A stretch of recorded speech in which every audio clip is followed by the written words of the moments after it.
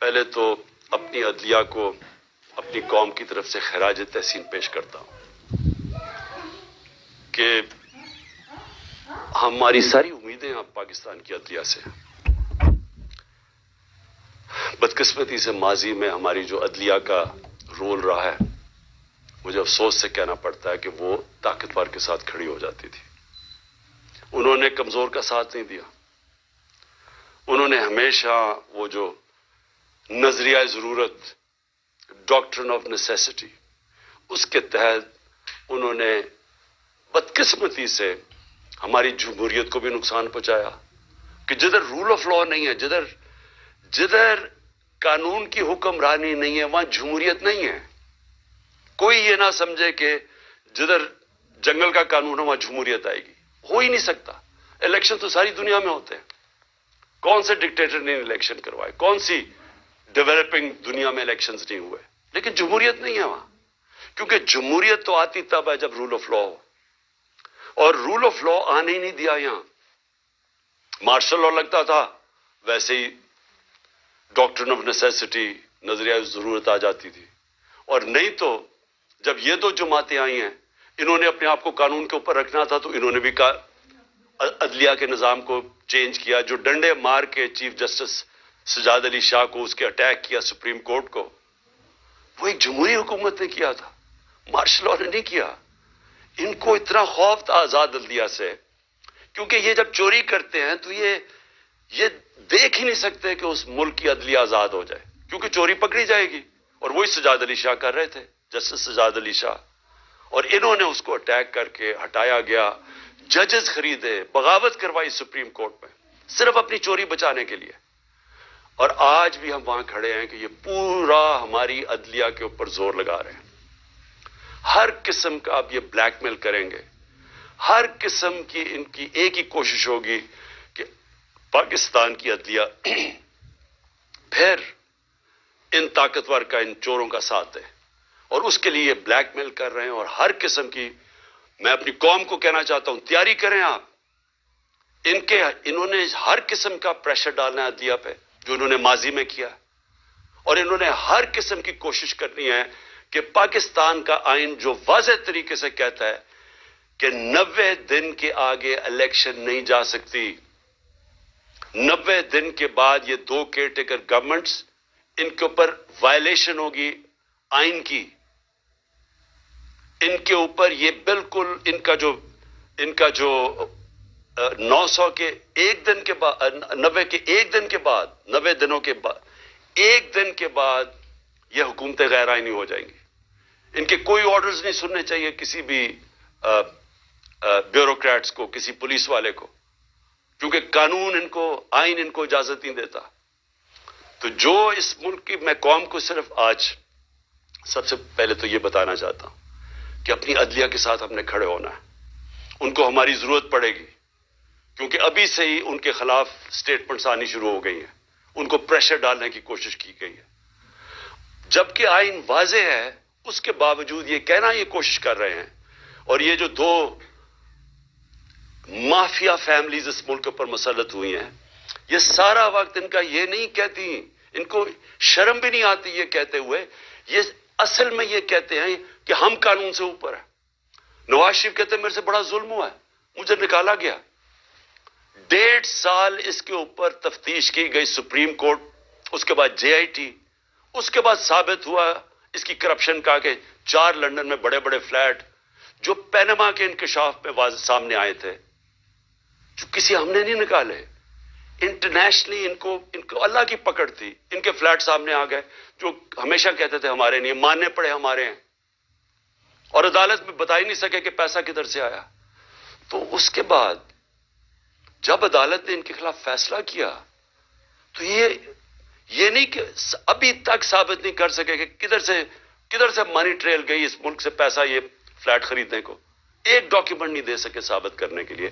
لیکن وہ کہہ یہ رہے ہیں کہ جرت کیسے پڑ گئی کسی کے ہمارے اوپر کیس کرنے کی، عدالتوں کو کیسے جرت پڑ گئی ہمارے خلاف فیصلہ کرنے کی، یہ اصل میں یہ کہہ رہے ہیں، اور ابھی بھی یہ کوششیں کریں گے، کیونکہ الیکشن سے یہ ڈرے ہوئے ہیں، عوام سے ڈرتے ہیں۔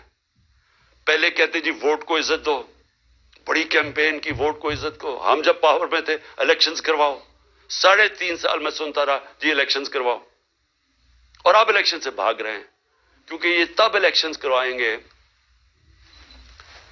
सबसे पहले इमरान खान को डिस्क्वालीफाई करो, इमरान खान को जेल में डालो। ये नवाज शरीफ की शराइत है। इसको वो लेवल प्लेइंग फील्ड कहता है। खुद पकड़ा गया है, अरबों रुपए के वहां प्रॉपर्टीज में बैठा हुआ है, साबित नहीं कर सकता, अदालतों से, जेल से बाहर भागा हुआ है, झूठ के ऊपर। ये शहबाज शरीफ ने जाली एफिडेविट दिया हुआ है लाहौर हाई कोर्ट को, कोई शर्म नहीं है इसकी। लेकिन इमरान खान को जेल में डालो, डिस्क्वालीफाई करो, तहरीक इंसाफ के लोगों को पकड़ धकड़ करो। शर्मनाक रोल है इस मुल्क की इलेक्शन कमीशन का। मैंने कभी इस तरह की बेशरम इलेक्शन कमीशन नहीं देखी। हर फैसला करती है ये नवाज शरीफ से हुक्म लेके, हर फैसला करती है हैंडलर्स जो पीछे कहते हैं। 2 जो केयर टेकर गवर्नमेंट्स बनाई हैं इन्होंने, हमने इतने नाम भी वैसे दिए जो कि गैर जानिबदार थे।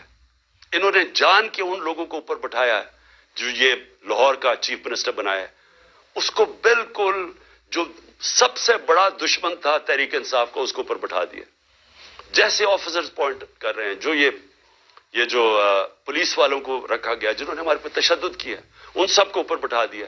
तो हमारे ऊपर केसेस करो, पार्टी को तोड़ो, तब ये समझेंगे कि ये बिल्कुल ग्राउंड तैयार हो गई है इनके लिए, तब ये चाहते हैं इलेक्शन करवाओ, इसलिए भाग रहे हैं इलेक्शन से।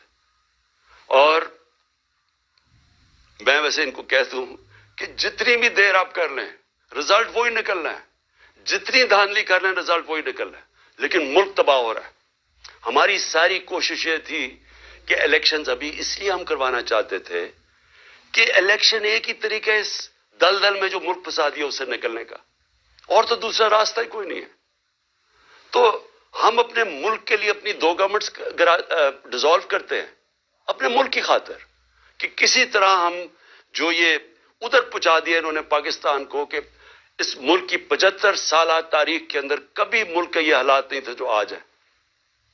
किसी से पूछे या छोड़े कि मैं इमरान खान क्या कह रहा है, मैं चाहता हूं कि किसी इकोनॉमिस्ट से पूछ लें, कोई गैर जानिबदार लोग, एक्सपर्ट्स हों पॉलिटिक्स के, इकोनॉमिक्स के, उनसे तो पूछे कि कभी पाकिस्तान के ये हालात थे। और कोई आगे रोशनी भी नहीं नजर आ रही। जितनी देर ये बैठे रहेंगे ये और हम डूबते जा रहे हैं। मेरे पास अदाद व शुमार हैं, मैं ये फिर से अपनी कौम को बताना चाहता हूं कि ये जो हालात आज हैं, कैसे इस मुल्क का तनख्वाहदार तबका अब गुजारा करेगा।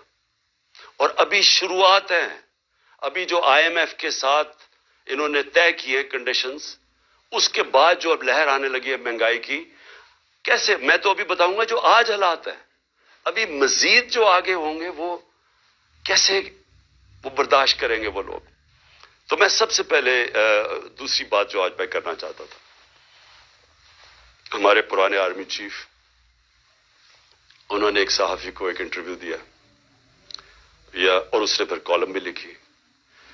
उसमें उसने 2-3 चीजें ऐसे कही, तो मैं सिर्फ उनके ऊपर बात करना चाहता हूं कि अगर हमारे मुल्क ने अब इस दलदल से निकलना है तो पाकिस्तान को ऐसे हमें चलाना पड़ेगा जो अब तक हम नहीं चला पा रहे। और उसके लिए सबसे पहली चीज होगी रूल ऑफ लॉ। जब तक हम सबको कानून के नीचे नहीं रखते, जब तक आइन के दायरे में रह के इदारे और लोग काम नहीं करते, इससे अब हम नहीं निकल सकते। मैं फिर से कह रहा हूं, एक है नेमतों का रास्ता, वो बिल्कुल मुख्तलिफ है, एक है तबाही का रास्ता, उस तरफ हम निकले हुए हैं। तो ये जो आर्मी चीफ ने, एक्स आर्मी चीफ ने बातें की, सबसे पहले तो मुझे हैरत हुई कि उसने कहा जी इमरान खान मुल्क को तबाही की तरफ लेके जा रहा था। मैंने इमरान खान से मुल्क को बचाना था तो तस्लीम कर लिया कि उसने फैसला किया था गवर्नमेंट गिराने का, जो मैं और सारी कौम को वैसे ही पता है। लोगों को तो अब सोशल मीडिया का जमाना है, वो आखिरी रात जिस दिन वो मैंने कहा था कि कोई रह तो नहीं गया, तो उस दिन रात को तो सब कौम को पता चल गया था कि कौन था पीछे इसके। वो अरशद शरीफ शहीद ने बड़ी जबरदस्त बात की, वो कौन था, تو سب کو پتا تھا وہ کون تھا، لیکن یہ نہیں میں سوچ رہا تھا کہ وہ تسلیم ہی کر جائے گا کہ وہ میں تھا. اور اس نے کہا کہ بڑے برے حالات تھے پاکستان کے اور تباہی کی طرف جا رہا تھا.